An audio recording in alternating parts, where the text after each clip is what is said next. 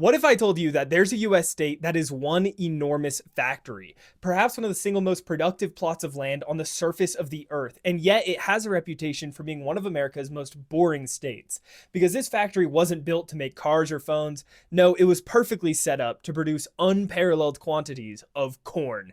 This state produced 150 billion pounds of corn last year. That's enough to feed every man, woman, and child in America 2,000 calories of corn every single day. We could all live on just this one state's corn output. So how did it get this extreme? Well, here's the geography of Iowa, explained in less than 3 minutes. Are you ready? Here we go. Iowa is a heavily farmed state in the Midwest, sitting almost in the center of the country. It's the 26th largest state by area, about the size of the country of Bangladesh, but it has 3.2 million people, making it slightly less densely populated than the national average. It's also one of America's flattest states, with a highest point of only 1,600 feet. You won't find any mountain ranges or deserts here, but that homogeneity is part of the point. Iowa is the only state whose eastern and western borders are entirely comprised of rivers, the Mississippi on the east and the Missouri on the west.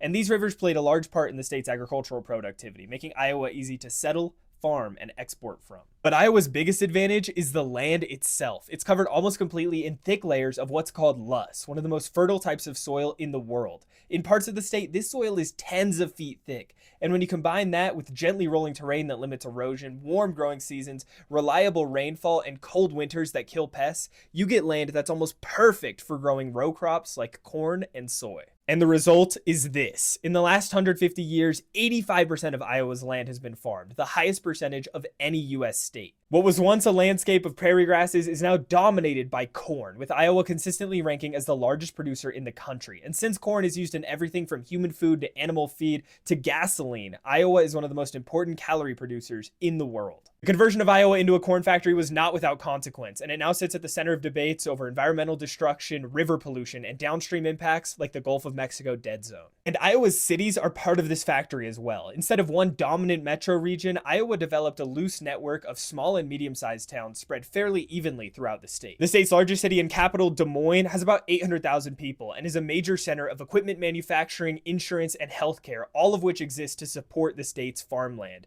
The other cities of Iowa sprung up as river ports, processing centers, and supply depots to get the state's agricultural produce to market. Economically, Iowa has an about average median income and development level, with the largest sectors of its economy actually being those supportive industries of manufacturing, insurance, and banking, not farming itself. Cool places in Iowa include the Driftless area, the Luss Hills, Effigy Mounds, and the Field of Dreams. Iowans, let me know how I did in the comments down below, and everybody else let me know where you think we should go next. Thank you so much for watching. Follow for more.